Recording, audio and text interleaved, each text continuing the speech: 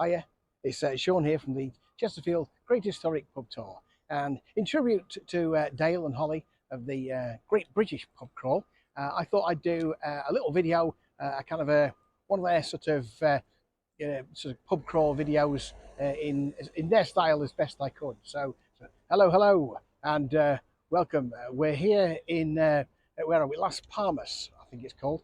A beautiful little island, but we're starting today's pub crawl here on Azura. And there's 12 pubs, I'm told, inside the Azura, and we've been drinking at them for 12 days already, so we should know most of them. And let's quit to shot number 2 and begin this happy little pub crawl. All right. So here we are at stop number 1, and this is Breaker's Bar behind me here, all the way up on the 16th floor. I said that right, you heard me. 16th floor of P&O's Azura ship. They do beer Moretti on tap. Don't come if you're looking for real ale, to be honest with you. I've had a pina colada in tribute to Dale himself, who's partial to one now and again. This place is it gets pretty lively fairly shortly. We're about to sail away from La Palma, I should call it. La Palma, not Las Palma. I said it incorrectly before, and I've been rightly corrected. But yeah, it's a great place for a cocktail, and it's open air, as you can see. There's some food available downstairs, which is where we're going next. That'll be our next stop. So this is Breaker's Bar, stop number 1. So here we are at stop number 2, where it's quite noisy. I hope you can hear me okay. Yeah, it's a Coral Bar. It's imaginatively titled Coral Bar at the Coral Pool. The Coral Pool itself is pretty cold. Just bear that in mind if you come swimming. It's a bit chilly. But there are a couple of jacuzzis and things that are warmer if you like that sort of thing. Drinks wise, again, beer Moretti and that's about it. But you've got obviously the pina coladas and all the other Mai Tais and things like that that are available here. Beyond that, really, this is precisely where the silent discos happen. This is where it all happens. The daytime entertainment is here and things like that. So the silent discos we've enjoyed greatly over the last couple of weeks. Came with no preconceptions and really enjoyed it. And first time I'd ever done one. Thought it was great. But yeah, otherwise, I will say that the staff here, it's all waiter service. So you come in, sit down, get yourself comfortable, and a waiter will come to you. But it does take a fair while for that to happen. So don't expect to be served as soon as you get in. But one waiter will come and see you at some point. So that's about it really for Coral Bar. It's fairly well stocked, but not like a British pub. Other than that, we will move on to our next stop number 3. In the meantime, Coral Bar, stop number 2. So here we are at stop number 3, which is Aqua Bar. It's confusing, Aqua Bar, because Aqua Deck is above us, this is Lido Deck, and this is Aqua Bar. It's a little bit confusing. That's the Aqua Pool that you can hear behind you. And let's say on this deck, you'll find all sorts of places to eat as well as drink. Down the far end, there's like a burger joint, and there's a pizza place just up here, all of which are free. Behind the bar here is the main buffet, and that's where most people come for lunch. Anyway, at the bar here itself, we've got John Smith's bitter on tap. And Foster's. I tried the Foster's, it wasn't very good, unfortunately. But you can get sort of cans and things and bottles, so there is some choice, shall we say. But it's a nice place to be in the day because we've got the C screen above us, which shows movies like Mrs. Doubtfire and old classics like that, Mary Poppins.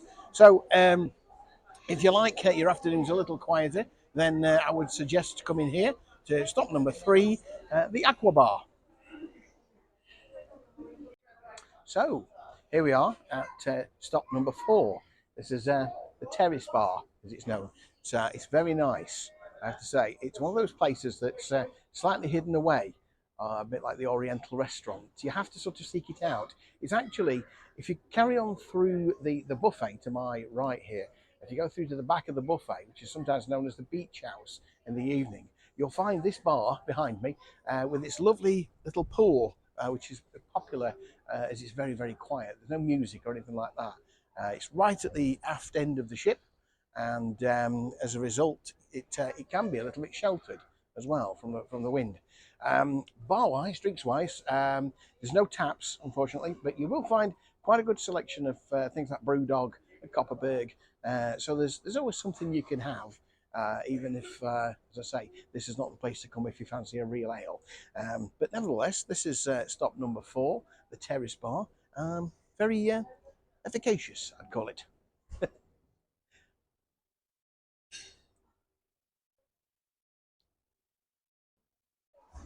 So, you join us following a continuity error.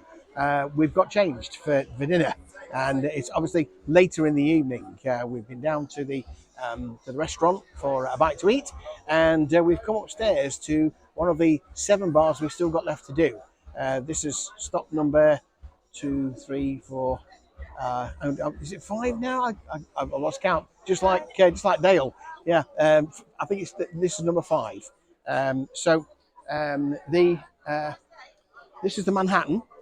This is like a show bar where there's a stage which comes up out of the dance floor, and they have their band on Pulse come down and play here regularly. They've just been playing a bunch of rock numbers, including the Foo Fighters and Manic Street Preachers and people like that. Very good. It's got a bit more options by way of drinks. It is more of a sort of drinkers bar, but still, your best option is probably wine or a soft drink. But never mind. Um, Seats about 500 people. It's a huge ship. I'll give you some of the statistics for the ship if you like. She's 115,000 tons, and she's capable of 26 knots. And she's 1,000 or just shy of 1,000 feet from nose to tail, from front to back, whichever way you want to put it. But this, essentially, Manhattan is stop number 5 on our merry little pub tour. Join us on the next one.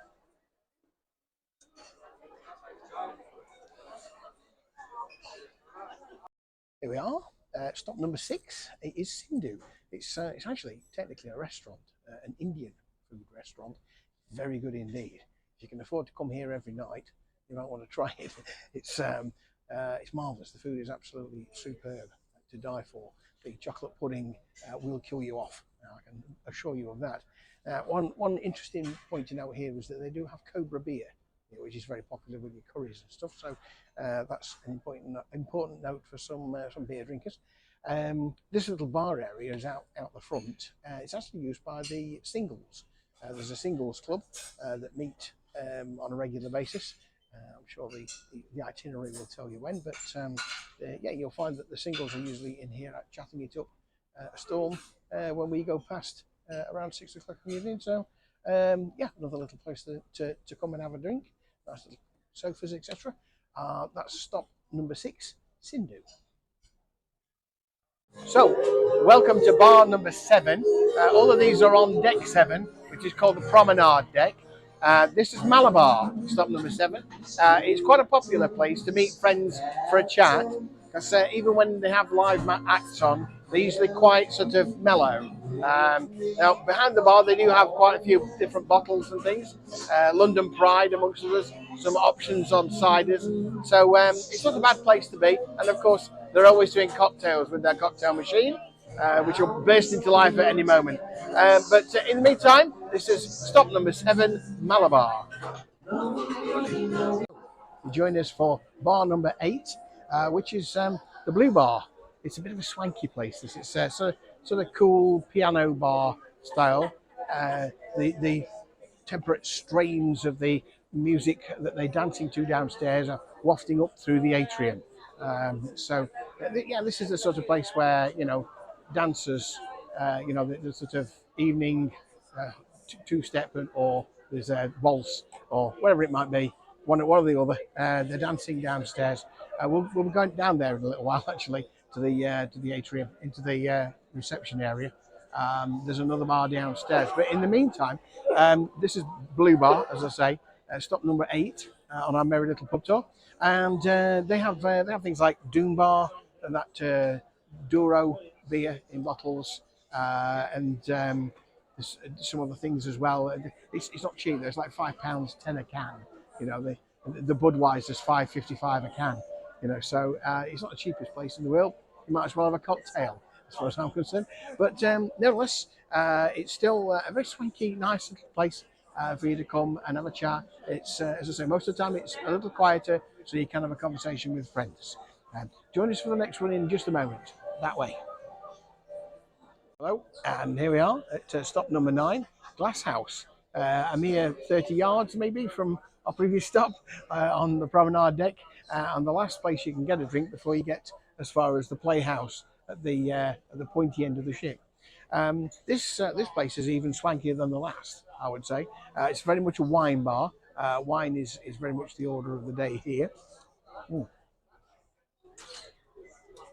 It's a bit astringent for me, wine, but when in Rome. It's a quieter sort of place where they don't have much in the way of entertainment, so you can have a chat with your friends, etc. And they do have a rather extensive tapas menu, so you can book here for your evening meal at a small nominal fee for the extra food, as it were. It's a nice sort of place, but most of the time it's a place that we just walk through to get to somewhere else. But I'm sure if it's your sort of thing, a glass of wine, I know they do flights and things like that. So if you want to try a few, you can do. But if it's your sort of thing, then come down to the Glass House and try it out for yourself. So here we are at stop number 10. Now then, this is Brody's. It's supposed to be an Irish bar. I guess it's the closest thing that you'll find on any pub, any ship in the Seven Seas to an Irish bar. You've got pool and darts over that way. The bar behind me has John Smith's and Beer Moretti on tap. Although how they keep their beer calm in these choppy waters, I do not know. Behind the bar, over on that side of the ship, there is the casino. It's small but perfectly formed. And this is where you'll find a lot of the quizzes during the day, a lot of the sort of other activity. They sometimes have bands on in here, but this is very much more a kind of a drinker's place to be. They have sports on the TV screens as well. It's all very nautical in here, and it's got a great feel. It's the sort of place that you can feel comfortable. You don't have to, you don't have to be dressed up and looking your finest to come down to Brody's. That's stop 10, Brody's. Oh, stop number 11. It's a bit different, this one. This is called Java. It's actually a Costa coffee with a bit of a difference. The bar opens at night and is full of spirits for a nightcap. So they not only do coffee, but they'll do Irish coffee as well, I guess. It's just over there to my behind me, the Java bar. It's another one of those places where you need to come and sit down and they'll take your order. But we're actually a deck lower as well now, and this is deck 5. The atrium runs from deck 5, 6, and 7. But also, because it's in the atrium, that's where they do all the ballroom dancing. You can hear some slow music right now. I'm sure there's some smooching going on the dance floor with the pink and wrinklies. This is Java. Stop number 11, just one more to go. And we're going to take you to the top of the house now, up to floor 18 for the Planet Bar. We'll see you there in a minute.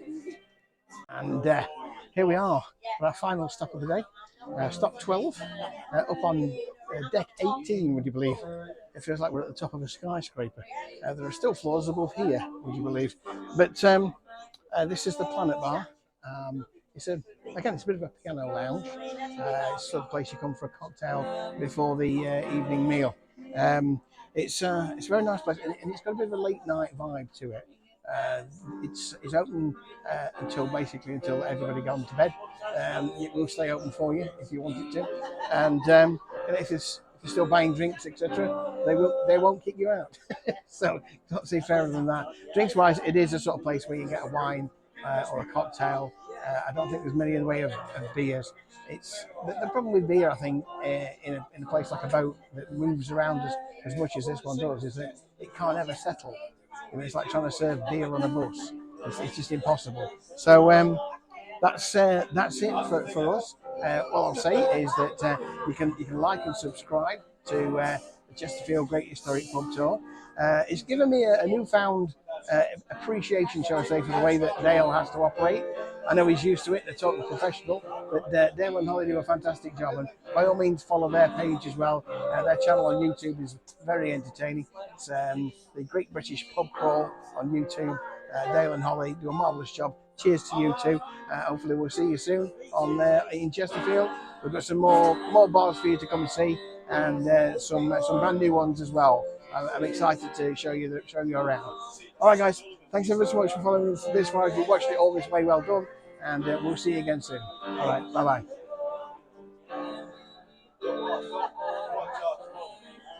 bye.